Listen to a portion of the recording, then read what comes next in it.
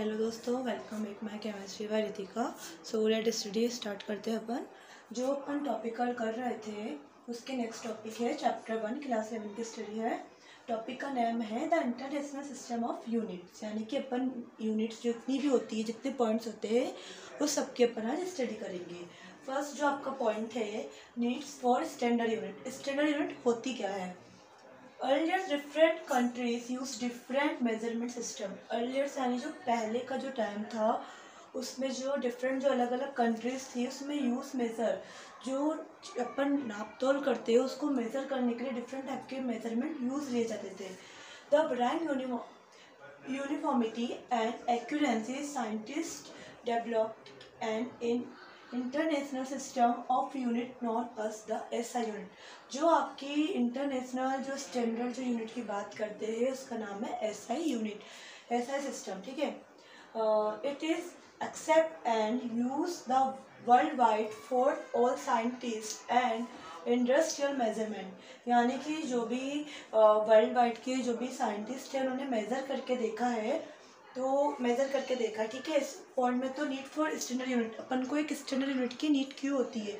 अगर आपके क्वेश्चंस आता है तो आप इसमें पॉइंट लिख सकते हो। अगर आपके क्वेश्चंस आता है the international system of unit, तो आपको 4 या 5 टाइप की जो यूनिट होती है सबका आपको बताना पड़ेगा।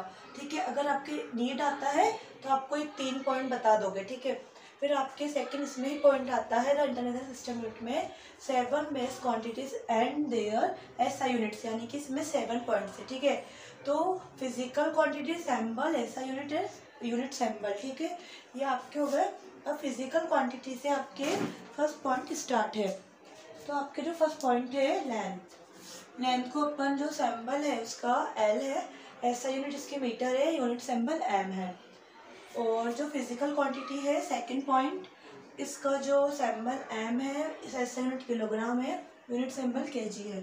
थर्ड जो आपके है टाइम है, इसका जो सैम्बल टी है, एसआई यूनिट सेकंड है और सैम्बल इसका एस है। फिजिकल क्वांटिटी का जो आपका थर्ड पॉइंट है temperature, sample T, SI unit kelvin, unit sample के। ठीक है, इस पेज का आप स्क्रीनशॉट ले लीजिए, फिर आपके सामने नेक्स्ट पेज ओपन होगा।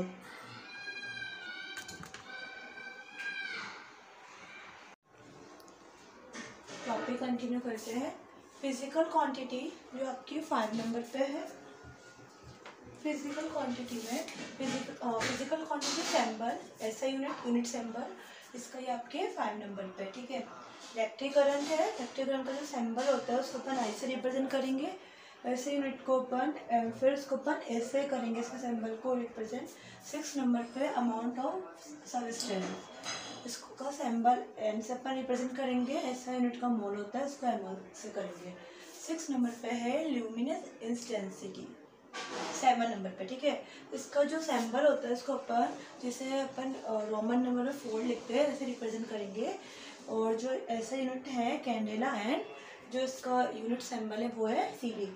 आपके थर्ड नंबर पे पॉइंट होता है डेरिवेटिव क्वांटिटीज देयर यूनिट।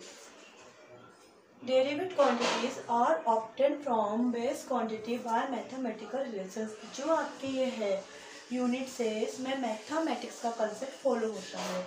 जो आपके फर्स्ट नंबर पे है एरिया, यानी derivative quantity, area, volume and density. Area जो होता है इसका फॉर्मूला लेंथ इंटू ब्रेथ, इसको शॉर्ट फॉर्म में एल इंटू बी भी अपन लिख सकते हैं। एंड एसआई यूनिट जो होती है इसकी एम स्क्वायर। वॉल्यूम, इसका जो फॉर्मूला होता है length into breadth into height. ठीक है, इसको जो यूनिट होती है एसआई यूनिट वो होती है एम की पावर 3। थर्ड नंबर पे है डेंसिटी। डेंसिटी जो फॉर्मूला है इसका मास अपॉन वॉल्यूम। इसकी जो एसआई यूनिट है kilogram, KG upon M square, M की पावर 3। ठीक है, इसके आगे और यूनिट है, पहले आप इतना नोट करिए और स्क्रीनशॉट लीजिए।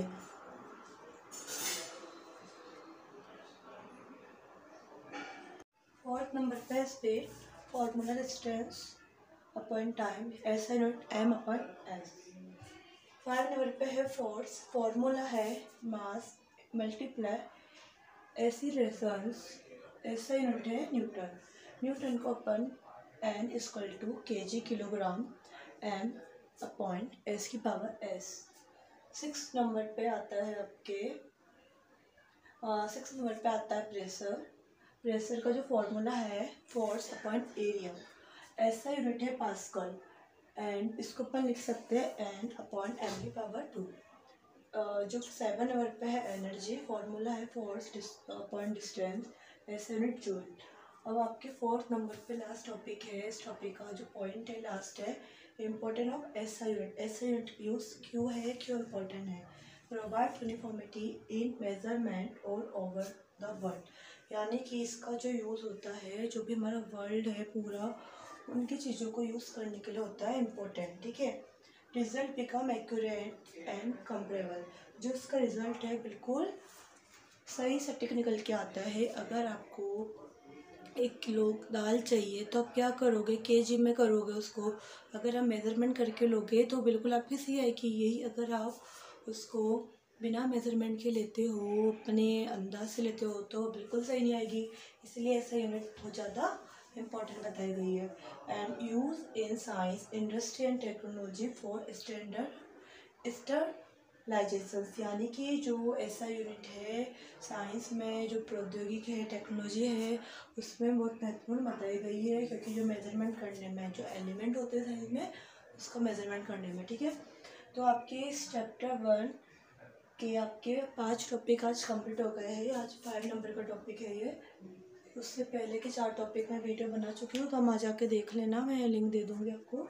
और तो आप इसका स्क्रीनशॉट ले लेना। नेक्स्ट वीडियो में अपन फिर कल वापस में आप आगे का टॉपिक लाऊंगी इसी चैप्टर का। ठीक